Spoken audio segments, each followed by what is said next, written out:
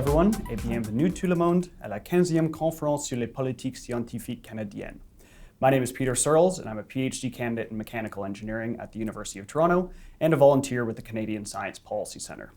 I'm honored to be joined today by Dr. Alejandro Adem, the president of the Natural Sciences and Engineering Research Council and a professor of mathematics at UBC for this 2023 CSPC interview series.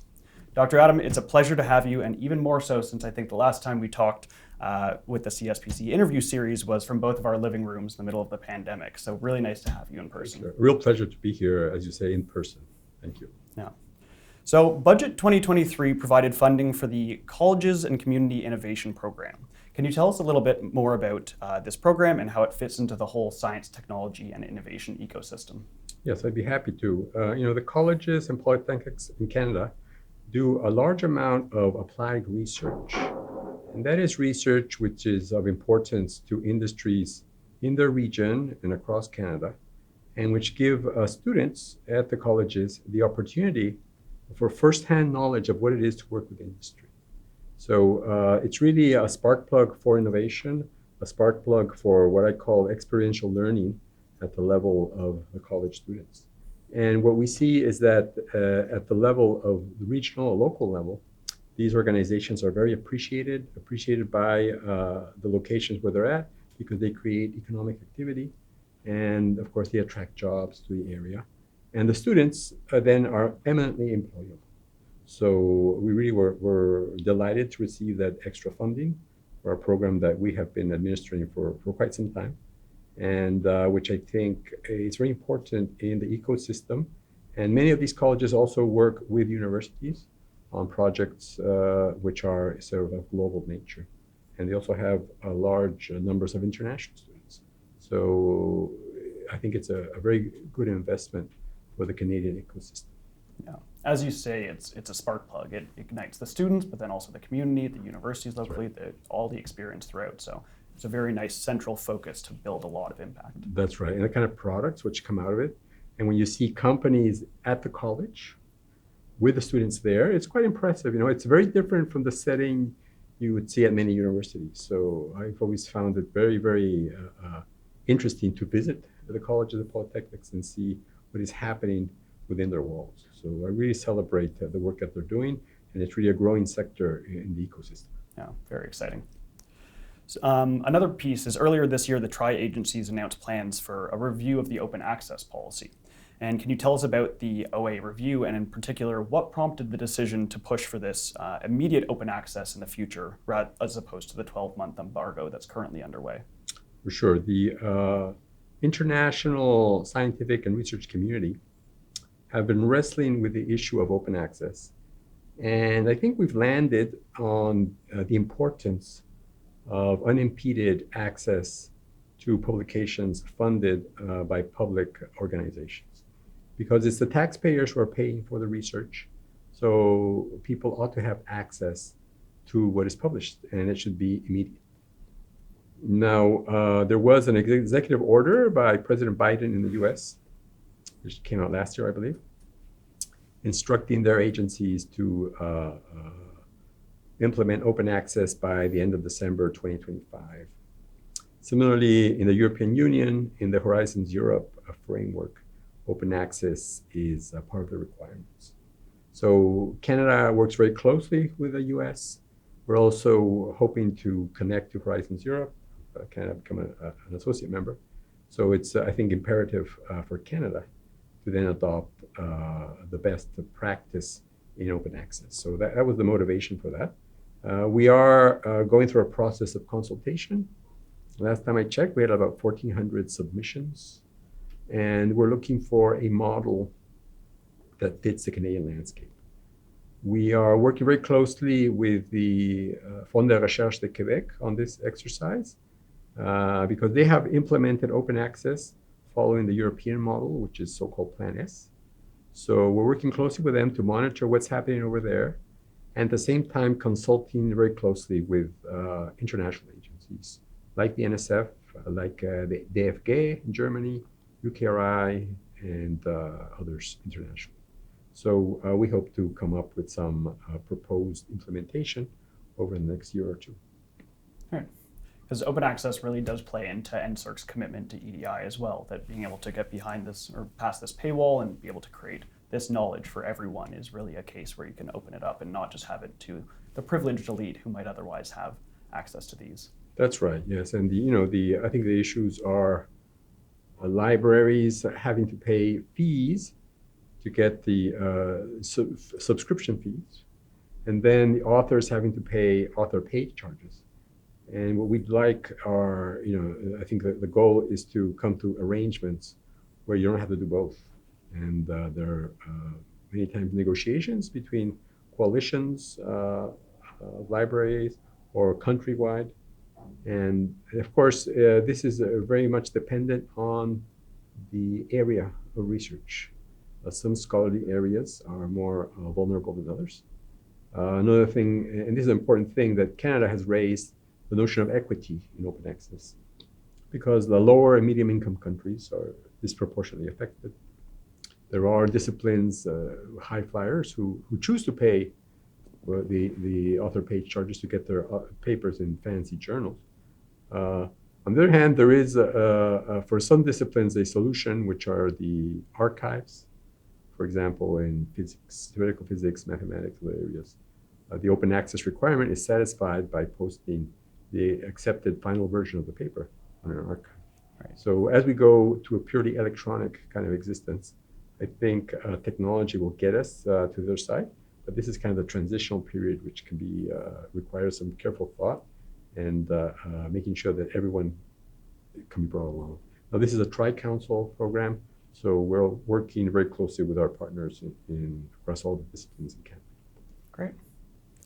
So tough question for you. The support for talent, and in particular increased support for master's, PhD, and postdoctoral awards has been a major issue, and especially brought to light very comfortably in the past few years. So what are you and the team at NSERC doing to increase support for these trainees?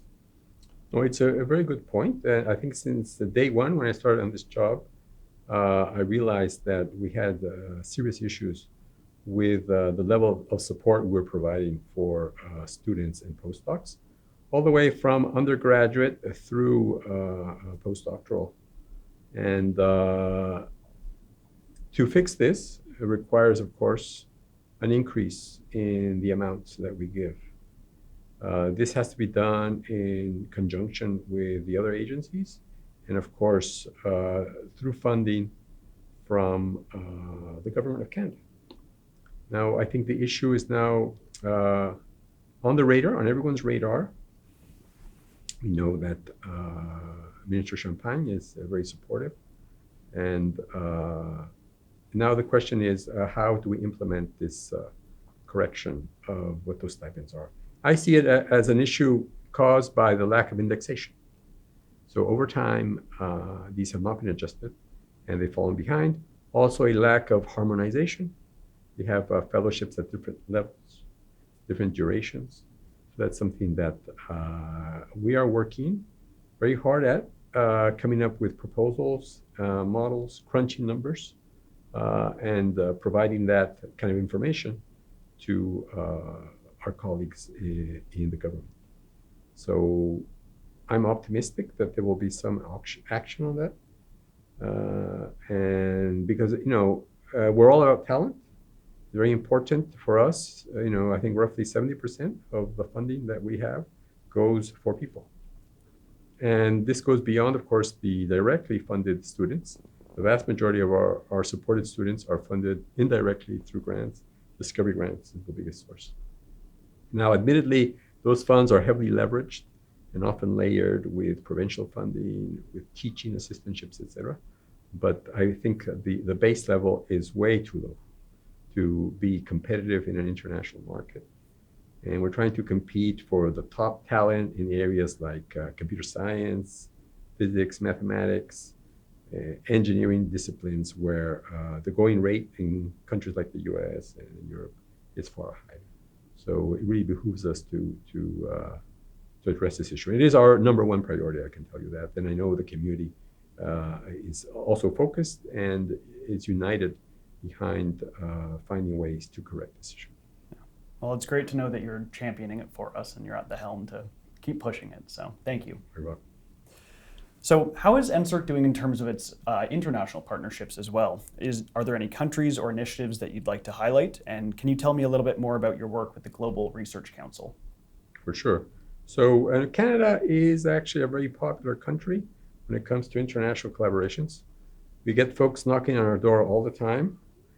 You saw this week we had the visit of the director of NSF, National Science Foundation, and we're very excited about the collaboration with NSF, the research centers, global centers, which have been developed by NSF in collaboration with Canada, with the UK, with Australia, and other countries, are great multilateral mechanisms for collaborating, not only with the US, but also with these other countries, and funding research teams across these countries focused on topics of great relevance. In particular, the one that was launched was on clean tech, climate change, and there are plans for another one on the bioeconomy. So stay tuned for that. We also have developed a collaboration with the French Agence Nationale de la Recherche, the ANR, on the particular theme of quantum. This came out of a discussion in the Comité Mixte Canada-France, which recently set up. Only this year did it meet for the very first time. And there's a whole process. What I like very much about that committee is that there's a orderly process to develop priorities and then find the appropriate organizations that will provide funding to create actual research collaborations. So in this, the very first one fits in with the quantum strategy, and we will be collaborating with France on quantum technologies. We provide a certain amount of money, and the ANR matches that. We are the lead agency. For the next stage, we will be rolling out a collaboration on artificial intelligence, where ANR will be the lead agency. And then there are plans to develop collaborations in oceans and poles, and we're setting up working groups to determine what specific priorities will be there.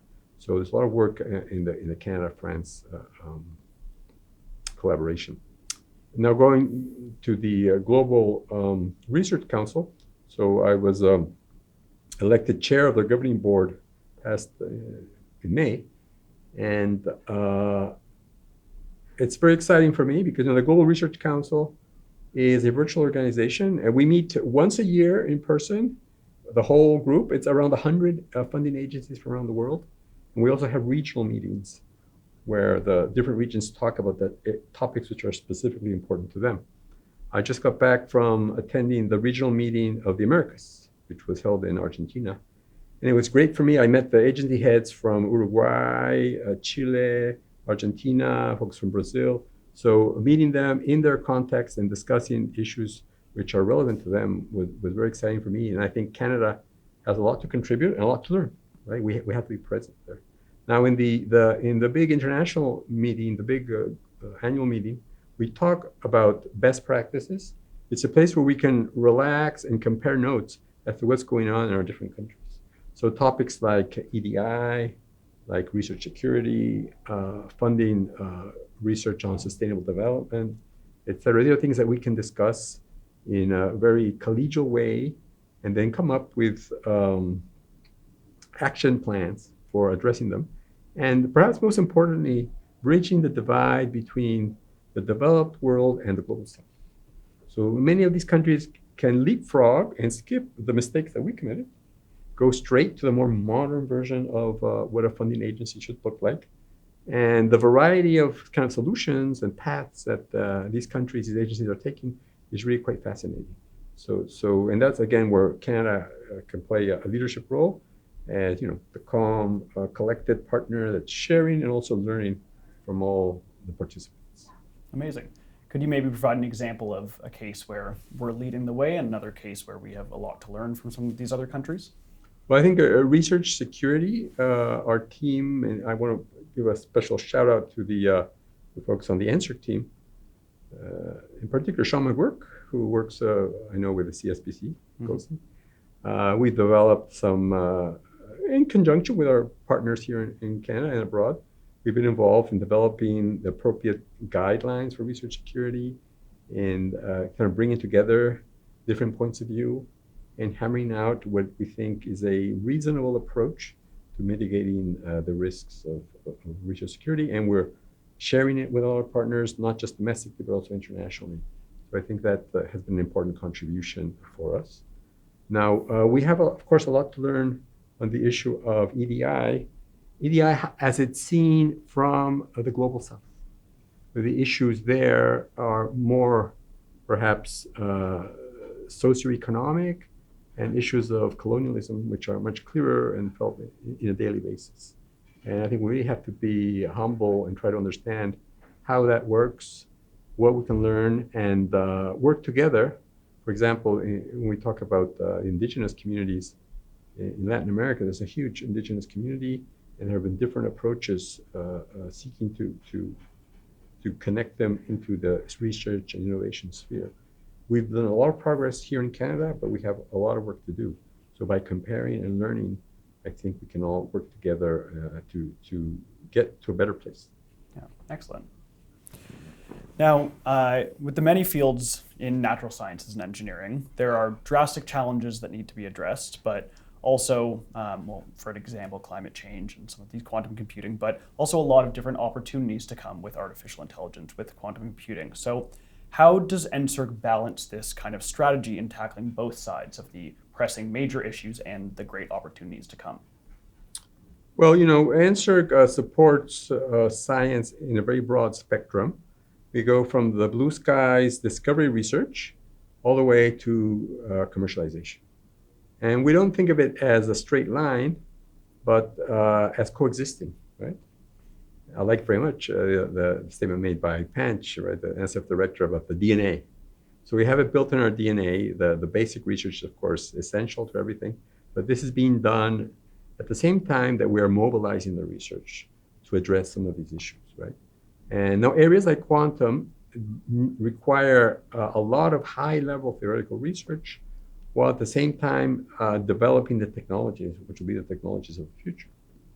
And we're very happy to be part of the quantum strategy of the Government of Canada, and we're delivering significant funding for the researchers at universities to do this kind of double-sized approach to quantum science and quantum technology. So that's a very good example where there's like an intervention by the Government of Canada to kind of boost, turbocharge Canadian expertise and value in quantum science. Now, when it comes to areas like climate change, we obviously need to work with our neighbors, with other countries.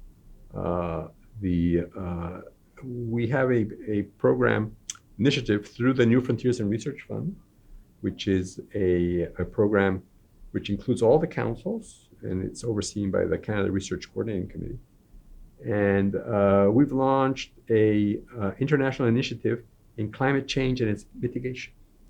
And there are, I think, 7 or 8 countries which are participating. And there are people from all over the world which have applied, and some very large teams are going to be assembled. And I believe there's over $100 million on the table for that international collaboration, because climate change is so big, such a big problem, and it has so many different aspects which go beyond natural sciences and engineering. Human aspects, health aspects are huge, right?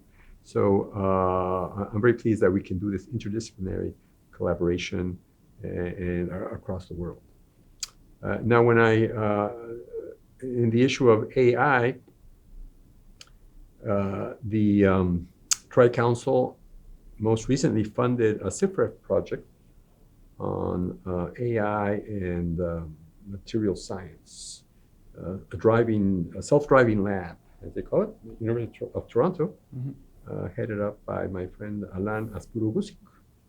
And that is a wonderful prototype of modern science, where AI is being unleashed to develop new materials, to accelerate the process of the natural sciences. So I know people are very hesitant and fearful of AI, but under the right controls, in terms of developing materials and molecules that we need to cure disease for different applications, I think this is really the way of the future.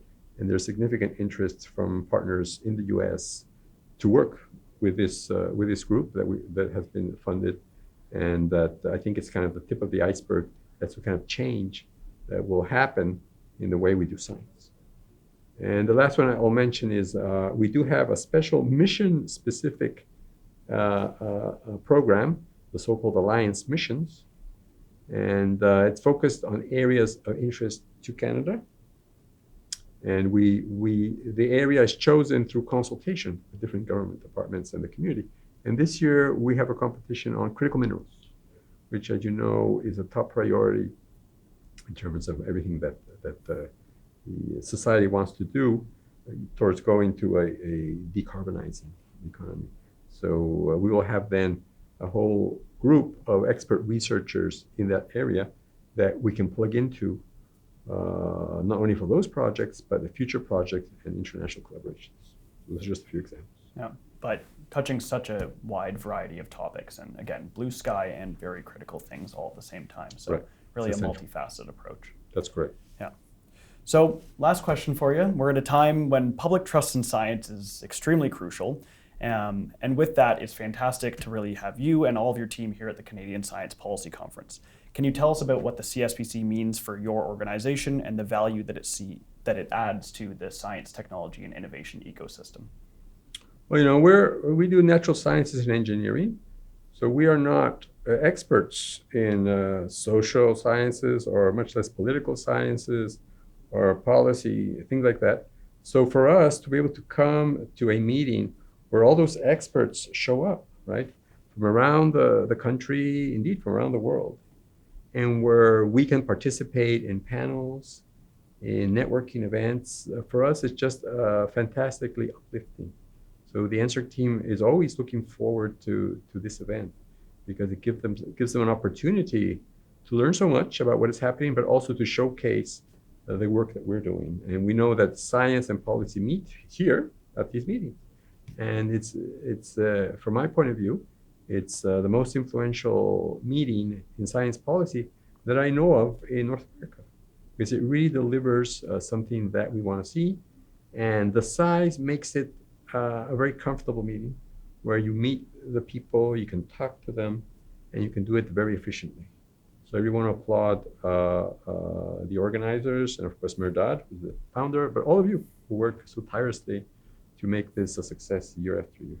Okay. Well, thank you, and thank you again for joining us. This has been really insightful to hear everything that's happening. It's a lot of moving parts, as we well know, and it's all coming together into a very nice few years ahead. So I wish you and the team the best of luck, and thank you for joining us for this interview, and we'll see you at CSPC 2024.